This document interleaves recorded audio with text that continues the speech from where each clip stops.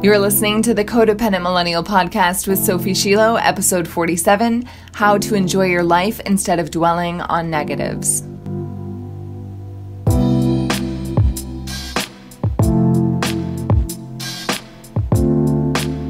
Before we get started today, I want to invite you to join me for a free training. This will be a New Year's themed training. So we will be talking all about how you can leave behind your codependent tendencies, the ones that are causing you the most stress, the most pain, the most tension in your life, and build new habits, build a new way of living in the world for 2022 so that you can truly experience what life is like beyond codependency and what could be better than that. So go to go.codependentmillennial.com to choose one of the available times. I'm going to be doing this live training at a few different times to accommodate time zones because amazingly, we have people in different countries that want to attend, and I just want to honor and respect all of you and tell you how grateful I am that you're here. So I'm, more than happy to accommodate you with time zone appropriate workshop times. Anyways, again, that's go.codependentmillennial.com to sign up for this amazing free codependency New Year's workshop. It's going to be amazing. I'll see you there. So today, as usual, this podcast episode is inspired by a couple of amazing questions that clients asked during a group call earlier this week. I heard the questions and immediately knew that I needed to share them with you pretty immediately. They were that relevant and that good. So what I'll do here, first I'm going to lay out a couple of problems that you might be struggling with. These were the problems that the clients brought attention to in their questions. Then I'll tell you my suggestion for both of these problems. My overarching solution, something that I know will help you whether or not you're struggling with, either or both. And then thirdly, finally, I'll talk about these habits or these problems, if you want to call them that, individually, why they hurt us, and what we can do about them, how we can be so grateful for these lessons that they're showing us, discomfort and all, rather than staying in regret or resentment over, periods of conflict or tension or strife. Again, you can move through those and move past them without lingering in resentment or regret, because that, it's a really, really painful place to be. So if you are struggling with either of these two things, then I have a suggestion for you.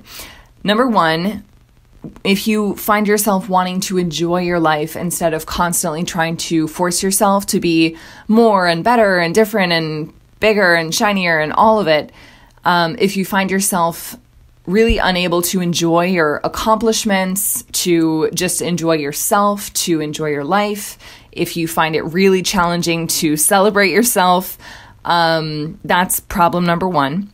Or problem number two, if you find yourself very often dwelling on the negative aspects of things, on the fear perspective, if you find yourself spinning in anxiety, always wondering about the worst that could go wrong, catastrophizing, vilifying other people in your mind, like just building up these huge, crazy stories about how things could go absolutely catastrophically wrong. If that is something that you find yourself doing, then I want to suggest that you spend some time working on two things: self-appreciation and releasing fear. Now, it's not like self-appreciation applies to number one and releasing fear applies to number two. It's you really need self-appreciation and fear releasing to address both of these issues, to address, not being able to really enjoy your life, not being able to celebrate yourself or to celebrate things, and also dwelling on negativity constantly, dwelling on fear, dwelling on anxiety, the worst that can happen, etc. So self-appreciation, self-celebration, and releasing fear, those are where you need to be placing your focus. I'll explain why in a minute. But also the way that you do this is really important. It really, really matters. So I want to cover that now as well. So it's really likely that self-appreciation and letting go of fear don't come easily to you. I mean, especially considering the fact that I'm talking to a recovering codependent right now. Hello, recovering codependent. I'm so happy you're here. But I'm going to go out on a limb and guess that you're probably not super excited to spend time praising yourself, especially in public.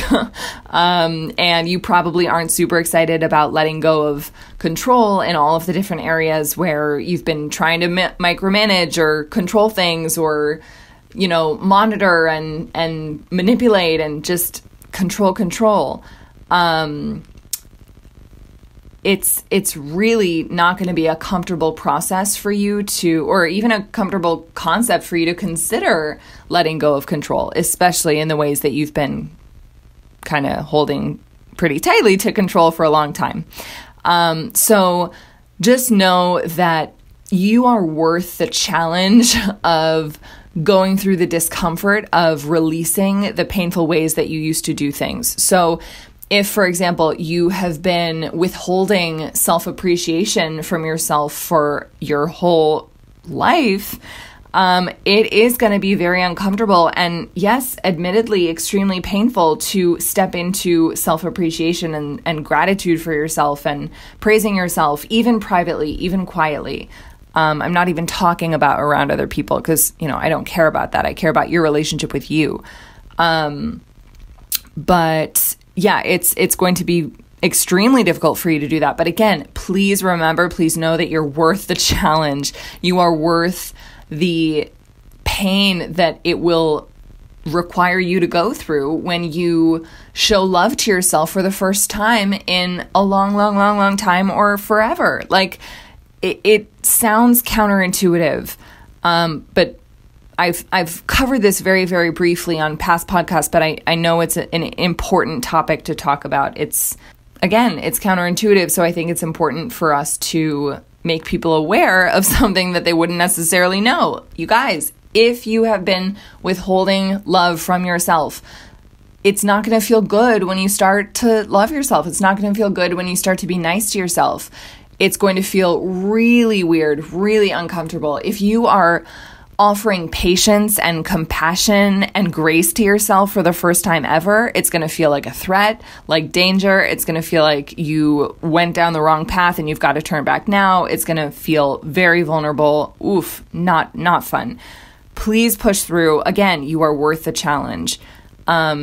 Persevere through the pain of loving yourself for the first few times. It is going to be okay. Keep going. And similarly, with fear, it's not going to be easy or comfortable for you to step out of a position of fear into a position of trust, of faith, self-trust, trust in, your life's path, trust in your abilities, trust in your capabilities, just confidence, security in yourself instead of in external circumstances that you can't actually control. Like, when you look at it on paper and say, is it going to feel good when I step into a more trusting space in my own life? When I leave behind this really fearful mentality and I step into trust, is that going to feel good? Yeah, I think, hopefully, yes, and it absolutely will. But please remember, before then, you're going to have to go through that painful shedding process of letting go of the fear. And again, you're wanting to hold on to the fear. There are lots of, again, I've covered this so many times before, the part of the brain that is so fixated on fear. We'll get into that in a minute. But just know it is helpful to have that context. Okay, I know I'm going to have to go through a lot of discomfort if I want to release the fear that is holding me back. And yes, I'm going to come out happier, more liberated, more me, more alive on the other side. But that's only if I get to the other side. That's only if I don't give up in the middle because the discomfort was so great of releasing the fear. That's only if I don't give up before I even start. Some people just look and they say, oh, I'm going to have to question my fear story around this. No, I'm not willing to do that. Goodbye. Like I'm out at this point, tapped out.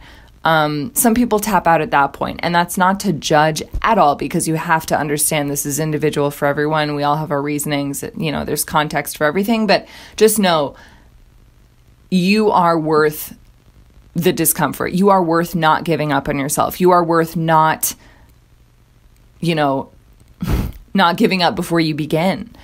So yes, you are worth the challenge that it will require for you to step into full self-appreciation and for you to let go of the fear that isn't serving you. So these are both pretty deep things, the self-appreciation piece and the releasing fear piece. So I suggest that you help yourself ease into them subconsciously as you also work on them directly via coaching, therapy, whatever your approach is, whatever your direct approach is. I highly recommend that you take a subconscious approach as well. So how? Again, let's talk about how. That's kind of what we're doing now. How do we do that? The method I recommend is meditation. It's breath. It's as simple as that. It's breath. You don't have to be so intense about it. Don't read a million books. Don't try to sit for 30 minutes. Don't try to do a bunch of fancy breath that you learned in a Kundalini class for 5 minutes. Just breathe in and out for 30 seconds. Then maybe for 60. Maybe you deepen the breath a little bit during that time. Maybe you don't. Maybe you just follow your breath and observe its natural rhythm. You keep coming back to the breath. Eventually, you can start incorporating some guided meditations that help you believe in your worth and your value and your goodness. You might incorporate meditations that help you release fear, release attachment to fear, release attachment to anxiety, release the need to control, etc. There are tons of meditations out there, but spending time in meditation just with the breath, again, not trying to muscle your way through a problem, not trying to figure things out. I'm not saying breathe and get quiet so that you can find the answer. That's not what I'm saying. I'm saying literally just breathing. Spending time in a meditation will help you practice releasing fear instead of trying to force it out the door, kicking and screaming. See, this is what you are doing. You are releasing control when you meditate. You're not controlling. Again, let me read that. Spending time in meditation will help you practice releasing fear instead of trying to force it out the door, kicking and screaming.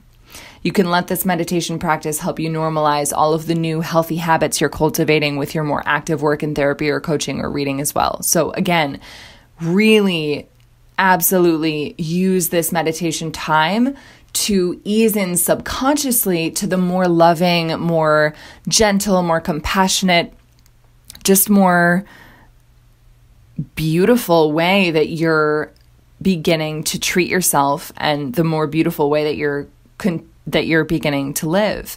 You can really walk yourself into that new attitude, new mindset, whatever you want to call it. You can do that in the subconscious with meditation, with breath practice, with guided meditation if that's something that you want to explore, with visualization, etc. You can do all of that as a beautiful supplement to any active thought work, any coaching, any therapy, if you're reading self-help books, all of that, etc. So the conscious and the subconscious approach. This is what I've found works best, both with myself and with my clients, especially with thoughts and beliefs like these ones that we've discussed that feel so heavy and insurmountable. You really can let it happen behind the scenes. You really can trust your mind, trust your body to process things that you're working on in your conscious life as well. You don't always have to be obsessing over things in order to get them done. And for recovering codependents, recovering people pleasers, recovering control freaks, all of that, recovering control addicts, it is a harsh reminder. And I just want to offer it lovingly. You do not have to always be obsessing over things in order for them to happen, in order for them to succeed, in order for them to get done. You can let go. And I also want to remind you that while this work is important, it doesn't have to be so somber and serious and intense all of the time. You can have fun. You can be gentle with yourself. You can laugh and breathe. You can enjoy this process. So now let's go back and address each of these behaviors or habits, and I'm going to try to offer some help to you if you're struggling with them. Number one, again, when you're wanting to enjoy your life instead of constantly trying to force yourself to be more, better, different, when you're unable to enjoy your amazing accomplishments, when you're unable to celebrate yourself, etc. So what's this about? How is it hurting us? And how can we change it and live in a new way that serves us more? So this is about, in part, the ego desire of just wanting to want or wanting to believe in your inadequacy instead of actually wanting to be content or be at peace. Sometimes you'll see this contrasting desire. Someone will say, well, I really want to feel a part of this friend group, but they also have a contrasting desire to be seen as a victim of people their age or people around them. And so they'll really create a scenario where they have made themselves the victim, even though that's not actually the case. So again, here you can see yourself desiring, on the one hand, contentment and peace and enoughness and just fulfillment and enjoyment of your life. But then on the other hand, you also feel this pull to more and more and more and more and more. I must be more. I must be better. I must do more. I must, I cannot rest for a moment. So this is, that's a lot. This is also about you attaching to your thought that you aren't good enough, that you need to earn or prove your worth, that you need to overcompensate for your inadequacy.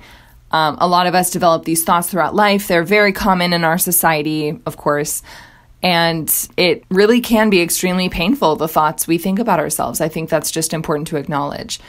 Now, this mindset, of course, hurts us because here you're just a victim of the world not being good enough to satisfy you, essentially. In this mindset, you're also super, super attached to believing that you'll never be good enough, that therefore you can never feel at peace, you can never rest, you can never celebrate yourself, you can never feel sufficient, etc. That mindset, as you can imagine, it's really painful. It leads to self-harm in overworking, in abusive self-talk, in eating disorders, in chronic self-neglect, in people-pleasing, in putting yourself last, in even more direct forms of self-harm. It can be really, really dangerous, this mindset. And to change this pattern, you will need to assume the role of a responsible adult in your own mind. You need to have a protocol for what you do when you notice those thoughts arise that rob you of your contentment, your peace, your acceptance and appreciation and celebration of yourself. And you'll need to care enough about yourself to honor that protocol. So when you, again, notice those thoughts arise that would make you feel horrible about yourself, what do you do for yourself in that moment? How do you support yourself when that happens? What do you do when you notice the spiral thoughts start? What can you do to ground yourself, to help calm yourself, to help reassure yourself?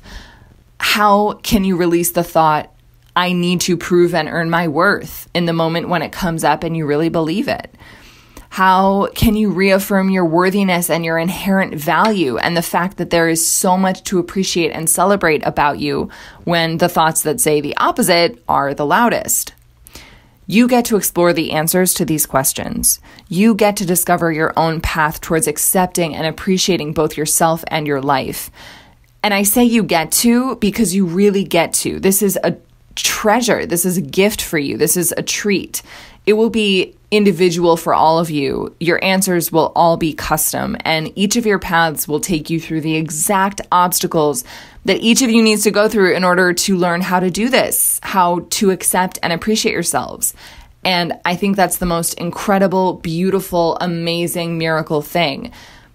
You all individually, if you choose to go on this quest, you will all be taken through specific obstacles that will help you individually release this need to prove your worth constantly, to like prove your value, to believe that you have this externally determined value that you have to earn, all of that. And to also release, again, the fear or the attachment to fear and the attachment to your desire to control everything. It's just amazing. And, that's the gratitude perspective too, not the regret and resentment perspective. Do you notice that? That perspective is, oh my God, I'm so grateful that I get to learn this in my life, not, this is the bullshit that I have to go through in order to enjoy my stupid life. Or, there are absolutely ways that you could approach this that create and cultivate resentment or deeper appreciation, deeper wisdom, deeper learning from whatever it is that you're going through. So the second issue, dwelling on the negative aspects of things, and focusing always, spiraling on the fear perspective, on catastrophizing, on the worst that could happen, etc. So what is this about? So I promised earlier that we were going to talk about the brain and the oldest part of the brain and the fear focus and all of that. So here we are. The oldest part of your brain, the most well-worn track in your brain, is the one that looks for threats and takes them really, really seriously, no matter what other context exists, to make us think more rationally. So if, for example, you're in a relationship and there's a dip in communication, whatever that might mean to you, because that's totally subjective, then you want to catastrophize and spin out into anxiety and maybe lash out and try to control things.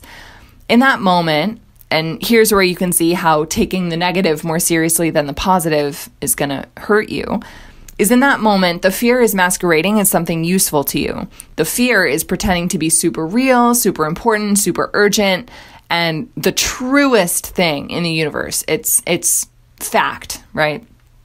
Anything that tells you that it's okay and that you can calm down and that nothing's the matter, your brain rejects all that and decides that it's nonsense simply because it's not a threat on which you can focus, simply because that perspective, the one that says that you can be calm and you can trust and you're okay, that doesn't support the threat narrative, the narrative that I am in danger, I have to scan for threats, I have to protect myself, I am not safe.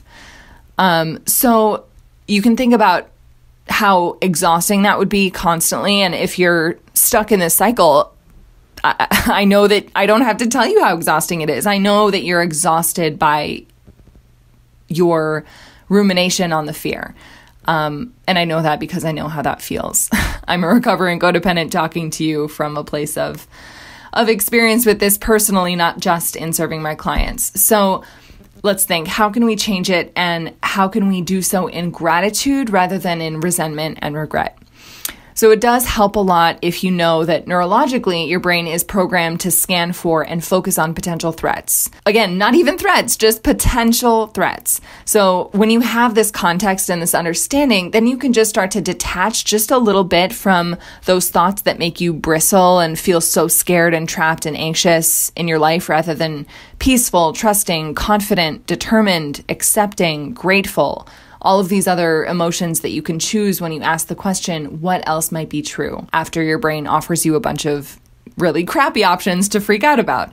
So again, I want to remind you, let's roll back through that. I know that I talk kind of quickly sometimes, but when you notice the thoughts come up, and sometimes you don't even notice the thoughts, they skip right by and they immediately manifest as a feeling, as an emotion, as a sensation in your body. So when you notice that, unease, or when you notice that tightness, that tension, that void, that lack of peace, lack of trust, lack of confidence, lack of acceptance, when that happens, again, you can notice that that is happening because you're thinking a thought that is telling you, that one of these fears is more real than the opposite. One of these fears is more real than the truth that you are okay and you are going to be okay and you can take care of yourself. When you notice any of these thoughts, right? Any of the thoughts that threaten your peace, your contentment, your trust in yourself, you can ask, what else might be true? It's just a way to open the door. It's just a way to detach just a little bit from the dread thoughts, from the thoughts that, again, keep you just spiraling in fear. And never actually moving forward, right? That's why I say it pretends to be important or necessary. The fear pretends to be necessary because the fear doesn't actually result in forward action. It doesn't result in introspection. It results in shutting down, in shame, in hiding, in running, escaping, etc. If the fear was great, I'd be like, great, let's cultivate fear. But it's not a productive emotion to indulge in. Okay. So again, you can eventually be so grateful for the opportunity to release the attachment and to grow into a more peaceful, accepting, grateful, resilient, grounded human who can enjoy their life. No resentment here. You don't have to be angry that you're fearful. You don't have to be angry at the offending event for, inspiring fear in you. None of that. You can just be like, wow, I'm so grateful. I'm so happy that I was shown this thought in me. I'm so grateful that I was shown that I have this fear around this that isn't actually valid, that I can actually shift to trust. I'm so happy that now I know how to feel more calm, more peaceful in this area of my life. That's just amazing. So I really hope that you take this forward and use it to bask a little bit more in your life this week. I'm just so happy that you're here and that you're alive and that you have a life to enjoy. And I would love for you to use the tools in this episode to that end so that you can enjoy your life. If this episode resonated with you, come to my free live training for the upcoming new year. There are different times and dates available, so just visit go.codependentmillennial.com to sign up. It is completely free and it's going to be effing amazing. I cannot wait to see you there. Again, there are different times and dates available for you, so just go to go.codependentmillennial.com to sign up. My goal is to provoke in you radical honesty, self-trust, transformational epiphanies, and a coming home to the self. I hope you have a beautiful evening, a beautiful day wherever you are, and I'll talk to you soon.